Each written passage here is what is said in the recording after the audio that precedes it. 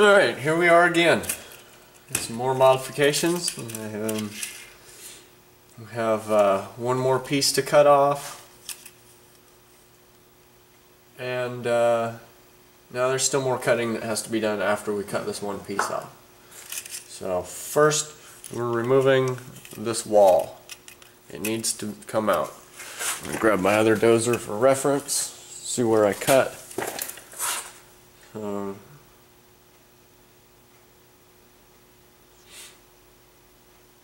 Okay, I see. We're going to cut these things off, both sides, and we're going to cut this wall as far to this side as we can, which gets kind of tricky with the Dremel. You can cut across the bottom pretty easily, but it's hard to get the sides. So, oh, I remember what I did last time. You'll need some scissors. That's why I grabbed these. So, grab the safety glasses, make a couple of cuts with the Dremel, which I need to plug in. So it's safe to leave these things unplugged. It's real easy to bump the switch and turn them on in a really bad time. So here we go.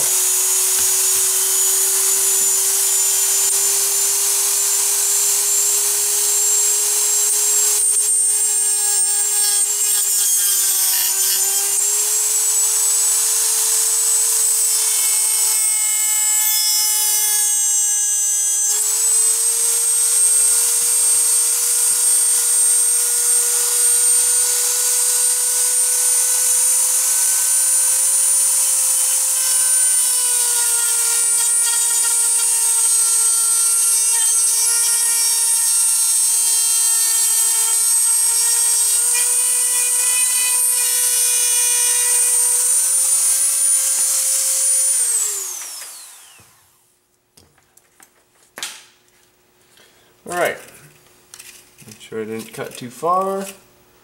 Nope, looks good. Luckily this plastic is really soft, so it cuts really easy.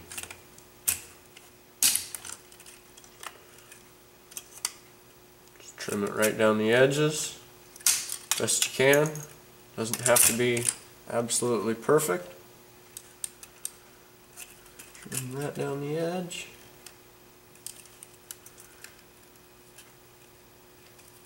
Helps to cut little chunks out of it. It makes the cutting go a little easier down that edge.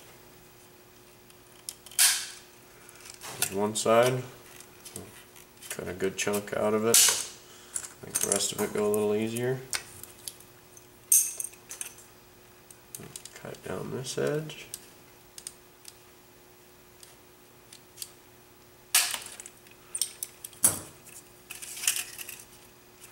We don't need that tab or that tab. I also, for ease of disassembly after it's all built so you can get into it real easy, I cut these tabs off. These hold in the little retainer tabs on the front so that they're really hard to come out. We want it to be able to come apart pretty easily. So here we go. We got our little wall trimmed out. We can go in there with a razor knife, kind of clean it up a little bit so it looks good. I'm not sure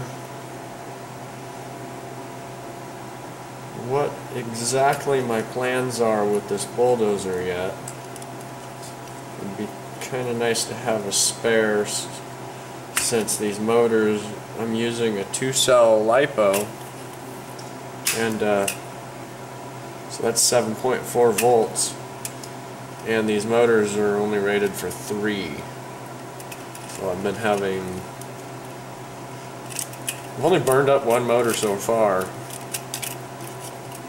but I could see it happening again fairly easily and often because of the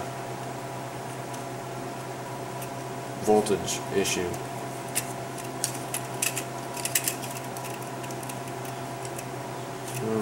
almost done getting this cleaned up. Just trying to make it look nice. Nobody wants a crummy looking RC.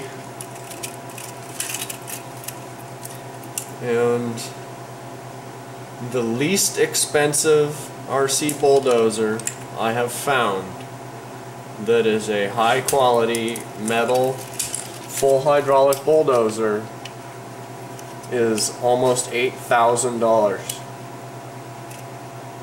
And if there's some others out there that are less than that, please let me know. I'd like to check them out and see what kind of details I can find out about them. But for now, this little guy that's gonna have about $150 into to make it drive. Make sure we get all the plastic chunks out. Okay, so the wall is trimmed.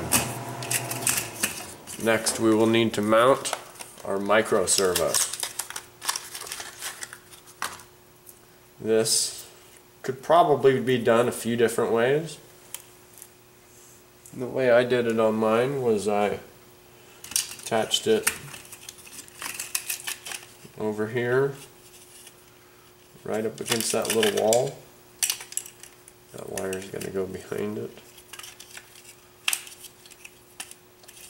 And I made some spacers so I could put a screw that runs from here and here all the way to the bottom. So I'm going to need some spacers. Alright, we're back. Got our spacers. These spacers are actually for an SCX10, axial SCX10 battery mount. They're for the front mount. What you'll need to do is you'll need to take your two mounts, or your two spacers, and get them in here, pretty much where they're going to go. Set this servo in place. Run that wire out the other side. Yeah, something like that. Okay, so we'll put this in here. Pretty much right where it's going to go.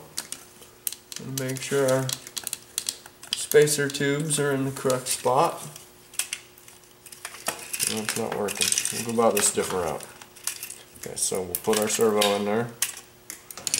Take a pencil. Mark where this hole is going to go. Mark where that hole is going to go. Roughly where they're going to go. Remember, this perfection is not needed on this project.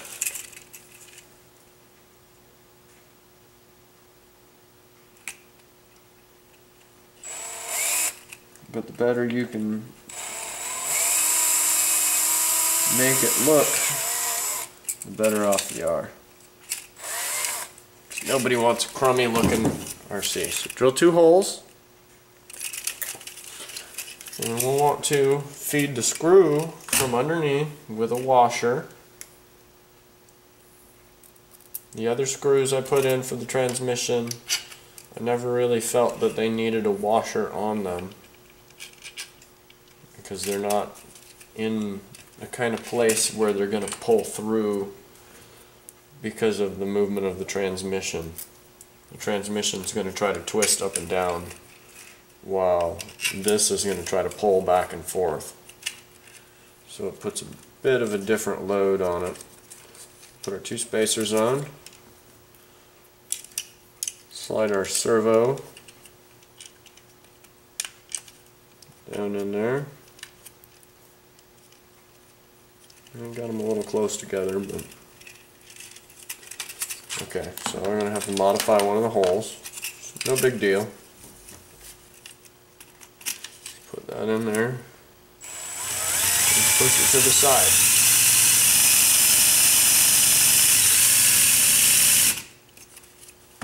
Wobble that hole out. So put that back on there. Put the spacer back on there. I'm trying to get this all in view for you guys. It's kind of hard. Doing this build video a bit different than I've done the rest, just to try to improve. Okay, so you got that on there. Got 2 more washers, one for this side, one for that side, and a nut for this side.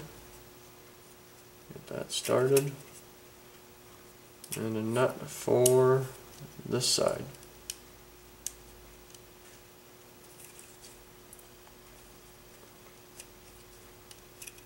Well, I'm sure if you haven't watched the other videos, I'm sure you've noticed there's no motors in it. I'm waiting for new ones to show up because I had to use the old motors on the other dozer because I ordered the wrong motors for that one. Then we'll want to tighten up our screws. 2.5 millimeter nut driver. Get this one all cinched down.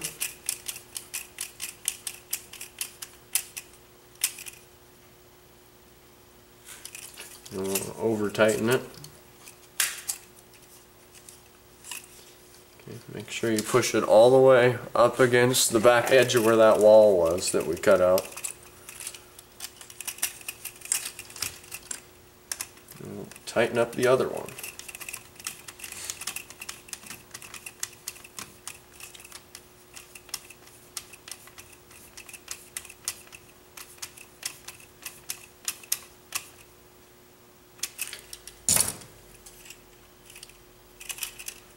Okay.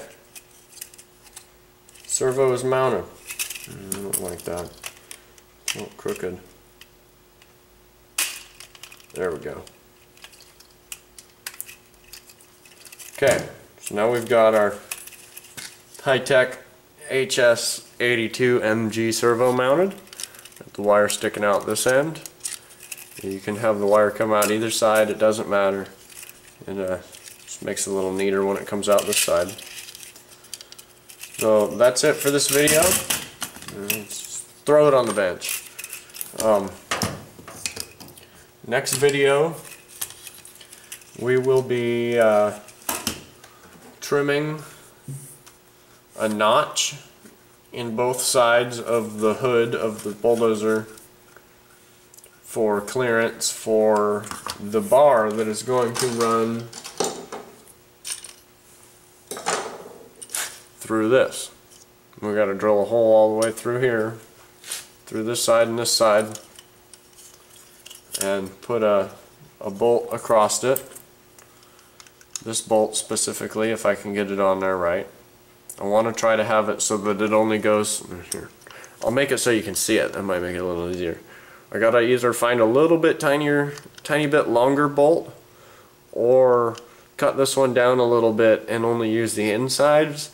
Because if I only use the insides, I can trim this and make it so that the blade can go down further.